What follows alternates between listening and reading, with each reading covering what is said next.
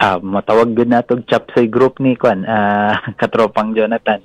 Kay wala man sila specific unit nga gihawiran. So pwede na silang ma-describe as mga tulisan gyud diha sa area ng Impasugong. Kay kaniadto, they can even generate a guerrilla front. Karon murag gikan na sila sa area ng Agusan, ang uban diha gihulman sa Bukidnon, gihulman sa Misamis Oriental. So it's actually it's a chapsuy unit of the NPA na gitawag nato mga nabilin na lang na gusto pa nila gihapon na ipakita na kusog gihapon sila, pero sa tinuod lang naglisod na sila sa ilang mga aktibidades, mga ilang tactical na opensiba dire sa atong area. Sir, kumusta na karon ang atong upat ka mga samarong sundalo, sir? Kaluoy sa Dios, with the help and prayers of our people, okay na sila. Layo na sila sa sa problema, pwedeng peligro na inatubang. So okay na sila, na sila sa balay tambalanan diri sa kampo, and they are just recovering. In fact, when our commander visited them, their will to fight is still there. Sila, sir, after balik na sa sa area para makatag serbisyo. Kasi dito atong mga kaigsunan, kinahanglan gid nila atong prayers and supports, So sa pagkakaroon ang atong mga sundalo, na-inform na po nato ang ilang mga pamilya aron na, of course, dili good sila mabalaka. We are assuring them of our assistance, especially atong mga medical practitioners, that around the clock yun, gisiguro na ang best care possible is naadiha. Okay. Sir, medyo atong nakita sa encounter, medyo dihado atong sundaluhan. Unsa na siya, sir? Sila inaunhan, nahimong ambush ba ni sir? Kay atong murag upat man gyud ang samaron, sir. As I mentioned a while ago, katropang Jonathan, doon na po samdan sa NPA. And dili po sila nakaingon na nakauna ang NPA. Naglikay man gud ang sundalo tungod kay basin maigo ang mga sibilyan, gihimo nilang taming diha sa barangay Hagpa. So upon our maneuver, gi-choose gid sa sundalo. Pwede man po actually na pagkakita sa NPA, pwede na nato inkwentrohon ang NPA. But because of the presence of civilians, murag mas natigbabaw ang ilang concern. So atong sundalo nagmaneuver pa. So nagmaniobra pa dito. Pag maniobra nila, dito na sila na naigo sa ang upat, because of our efforts nga really good nato ma-appeal ang mga civilian sa enkwentro. Kaya naman sa luyo sa NPA ang mga civilian. So kanagid sa clear violation of the international humanitarian law. So sir, wala ba na-recover nga kagamita sa tong NPA at sa mga enkwentro? So far wala naman katropang Jonathan. Padayong gihapon atong pursuit operations. And of course, atong panawagan nga hopefully ang ilang mga samdan dalo nato sa balay tambalanan po. Last month, diha sa Malitbog, kung atong may nunduman na pagka-enkwentro nato, pero nag-isulti sila na wala may sabdan. Pero after a few weeks, natay na kalot nga patay na NPA, and it belongs to the government tribe po ang atong patay, and of course member of the New People's Army. So kana po nadili po nato na gusto mahitabo karon nga katong atong gi-report na nasabdan po sa NPA na next month or a few months from now nasabtay makalot dapitas area ng Impasugong. So hopefully dili, kung pwede, ibilin na lang nila sa mga civilians diha. Ang civilian na lang magdala kung hadlok sila sila magdala sa balay tambalanan. Ang civilian na lang magdala sila mga kaubanan. Dili lang nato pasagdan na mamatayin lang kauban di ang dapita.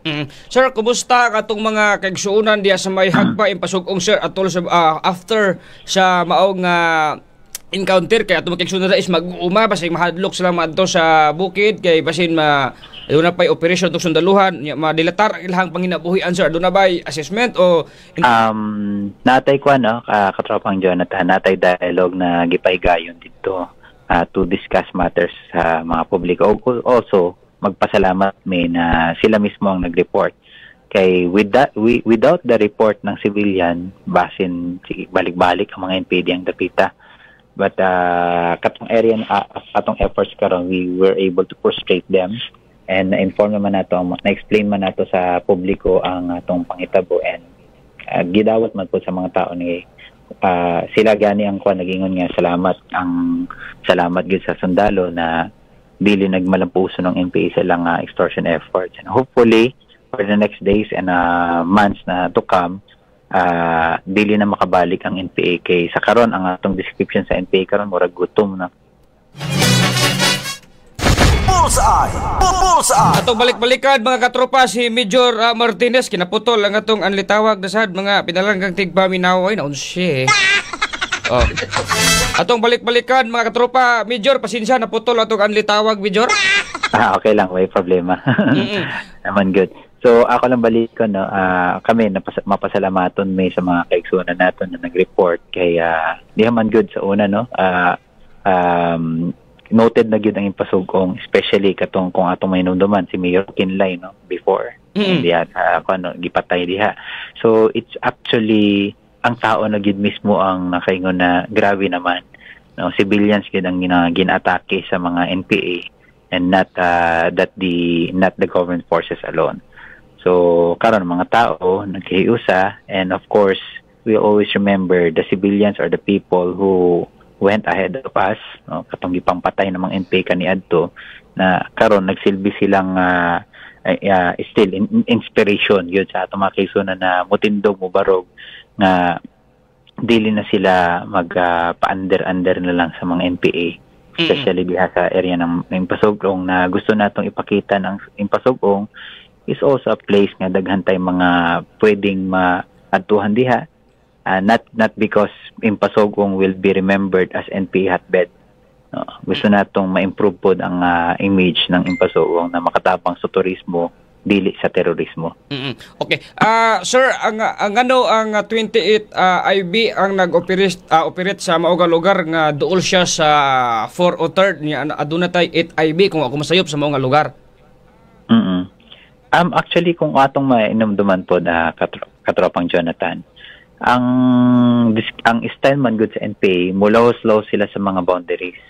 So, because of that situation, we have devised an operation nga pwede pa, posible ta mo kantabok. We just have to notify the battalions nearby nga naantay gigukod diyang dapita.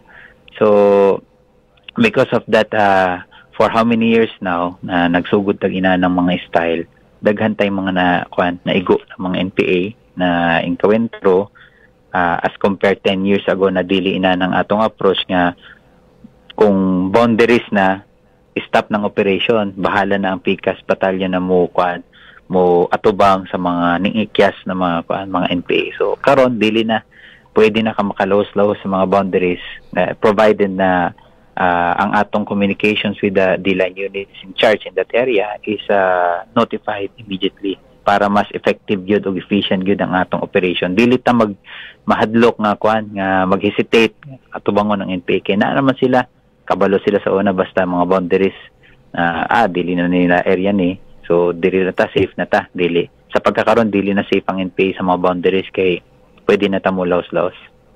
Okay. Sir, kaganyan nasgutan nimo nga kining adunay mga wa na kasulod sa posisyon sa panggobyerno, sir, nga posibleng nagsuporta sa New People's Army. Nya kani sir sa imong tan-aw makapahuyang ba ni sa operasyon sa tong New People's Army sa kabukiran, sir?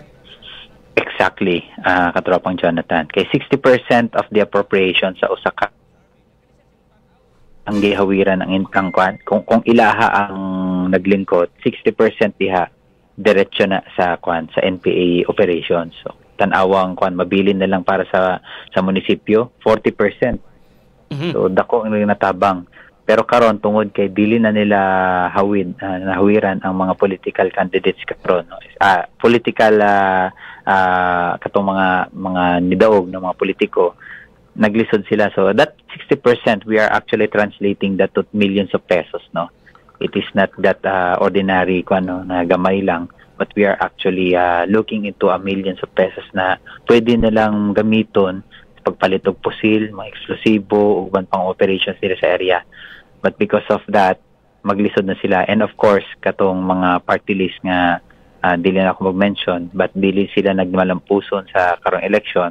Ang pork barrel na unta na nakabadulong sa NPA, matud pa sa mga kanhing rebelde na sila gyud gikan gyud sa ilaha, wala na. Kaya na-delist na sila sa COMELEC, no. And we will continue this until such time that their allied party list group will be delisted in the future elections. Okay. Sir Martinez, pwede ba nato mahibawaan kung pila ka figure na lang ang naakaron sa kasundalo kining record no sa sundaluhan nga pila na lang ka mga NPA ang naglihok diri sa probinsya sa Bukidnon nga under sa 4ID, sir? Dili na sa kaabot og 50 katropang Jonathan. We are looking at the very small figures now. Kay sa una, no, 10 years ago, I was also the spokesperson here in Fort ID. And we are mentioning about 300s, 500s. Inanagyod ang mga figures kaniyadto. Daghan kayo, actually, mga 700 pa kaniyadto. But now, we are actually looking at the dwindled information about 40 or 50 na lang ang mga nabilin sa 8 grupo na atong ginatubang. And we will continue to frustrate them as far as we are going to conduct our operations, not only the combat operations, of course, ang atong kanunay na paghisgot about the development efforts sa Eclipse and TFLCAC, na we're giving safe passage katong mga gustong mag-surrender sa atong gobyerno. Mao ka na nga atong siguro mas grabe ang atong efforts pinaagi sa atong pag-awhag kanila na munaog na sa kalihukan. Mm-hmm. Sir, posible ba sir nga kaning naengkwentro karon sa kasundaluhan sa may hagpa impasugong mao kini ang pulis sa mga leader sa NPA nga napatay sa pipila ka mga operasyon na kalabay nga buwan, sir? On the process siya, it can be, but murag as we've been mentioning about the units, no, guerrilla fronts inana, murag ang ilang problema pa karon unsaon nila pag fill in the gaps kay daghan mga kakulangan, no, kay when it comes to guerrilla fronts, mura siyag battalion level. Na ang bilang mga by the hundreds, no, by ang inanagin ang so katong mga nabili na 15, no, 12 or murag dili siya pwedeng maabot gud sa ina nga level nga ang ilang positions matawag silang front secretary dili or squad leader inana lang yun ang ang pwede nilang makuha na pinakataas na positions because of the size ng ilang hanay gamay na kaayo o kuan ka nang mubo na kayo ng mga positions. It can be but of course it will take time and years. Ang experiences like katong mga napatay nato kaniadto sila George Madlos, no, ka Oris, took us how many years, no, more than 40 years. Sila ang iyang asawa na si Mirna Solarte ka Iyay, no, and uban pa na more than 30 years nang naasa kalihukan na silang leader. Pero karon katong mga nabilin diha katropang Jonathan, sila ay mga mga 3 years pa lang na sa kalihukan, 2 years, so they don't have that experience and credibility to be a leader sa NPA. So, pwedeng leader la sila, pwedeng naalay nagpa-asip-asip leader lang diha na pwedeng nagdala. Kay matod pa sa mga kanhing rebelde na diri sa ato, mga kinigyod, mga tinuod na mga commander gyud sa NPA na sila mismo nagingon nga, mga sakop lang na ako na siya, marag ako siya kanang wala pa'y maturity sa NPA. So, ang ilang mga kalihukan karon, pwede nimo siya ma-describe na murag dili siya ideologically based katropang Jonathan. It's more on sabay description sa kan. Murag tulisan na ba na ang pangortahay na lang ang ilang style. So that's actually a manifestation nga dili siya leader mentality. Kay kung tinuod pa na leader, ang ilang focus is recruitment. Dili ang panghasi, dili ang extortion, dili ang pangortahay. So if you're a leader, more on the recruitment. Ipakita nimo nga nung angay pa mga tao mo sampa sa kalihukan. Pero sa pagkakaroon, sa tinood lang, matod pa sa mga kaning rebelde, maglisod ang mga NPA mag-recruit kay tungod kay ang mga primary problems, rason nga nung musampa sa kalihukan kaniadto, wala na. No?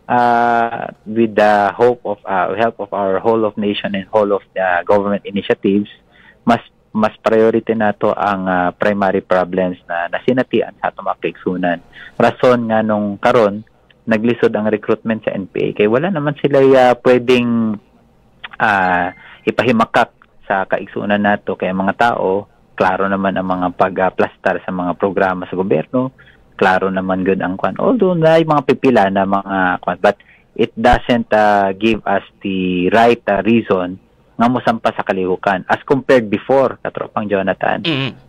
Very glaring good ang suswala gyud in tawag kay maglisod ka if you're a farmer in one area and ang imong dalan diha lubak-lubak, murag kung idalon nimo ang imong mga produkto sa merkado, 20 to 30% na lang ang pwede nimo ibaligya kay ang uban nangalata. Ug karon hamis naman ang mga dalan diha, especially katong paingon sa mga farm areas, then we can assure an 80 to 100% na pwede nimo mabaligya tungod kay dili siya the products of our farmers are well taken care, no? Mas maayos din siya paghatod sa area. So mostly of our NPAs belongs to farmers, indigenous peoples inana sa atong area. So we are looking into their predicaments nga mo nga na kinahanglan yun tabangan nato ang atong mga farmers. That's why naglisod sila sa ilang recruitment. Okay. Sir, last na lang nga pangutana, sir. Kinibang na-encounter sa tong sundaluhan di sa may hagpa, dili ba ni mao nga grupo siya, sir, ang nagsunog sa usa kini ka kasaba plantation o kasaba nga budiga bato da sa may Malitbog, sir? It can be, no? Katropang Jonathan, kay matod pa sa description, chapsoy man sila, gihulman kay last April 4, no, dito sa Malitbog nga bird incident.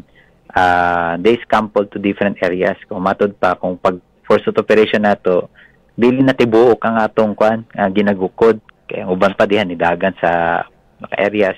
So it actually manifestation nga most of the members of the NPA units na natong na-encuentro last April 4 dito sa Malitbog, gikan sa lain-laing mga areas and sila na nisad ni ang nahitabo para sa impasugkong. It can be the same NPA units kay gamay naman kayo sila.